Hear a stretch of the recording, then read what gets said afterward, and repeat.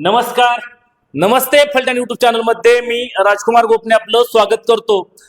राज्यात विधान परिषदेच्या निवडणुकीची रणधुमाळी सुरू आहे आणि उद्या उमेदवारी अर्ज दाखल करण्याचा शेवटचा दिवस आहे।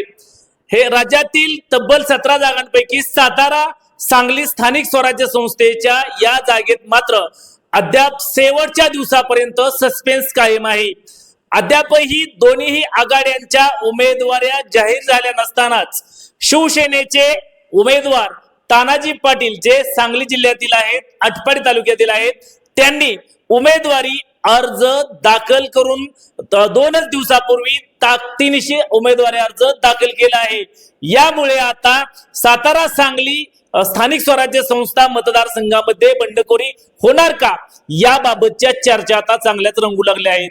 महायुतीमधील जागा वाटपामध्ये सातारा सांगली ही जागा भारतीय जनता पक्षाकडे गेली आहे, तर महाविकास आघाडीकडे राष्ट्रवादीकडे ही जागा गेली असतानाच राष्ट्रवादी मधून आता शशिकांत शिंदे, माजी आमदार शशिकांत शिंदे की माजी मंत्री बाळासाहेब पाटील यांचं नाव अंतिम होणार याकडे संपूर्ण सातारा सांगली जिल्ह्याचं लक्ष लागून राहिले आहे। दुसरीकडे भाजपने मात्र अद्यापही उमेदवारी अर्ज एबी फॉर्म कुणाला दिलाय हे सस्पेन्स आज संध्याकाळपर्यंत पाहावा लागणार आहे। कारण शेखर गोरे यांनी ही प्रबळ दावा केल्यामुळे भारतीय जनता पक्षाची डोकेदुखी चांगलीच वाढली आहे।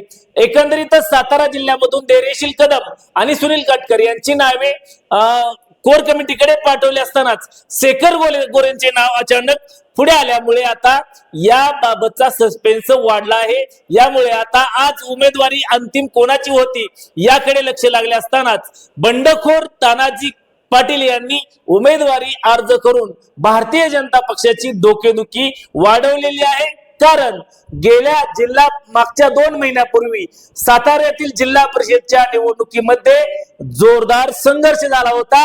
त्याबरोबरच सांगली जिल्हा परिषदेला भारतीय जनता पक्षाला मदत न करता शिवसेनेने राष्ट्रवादी काँग्रेसला मदत केली होती।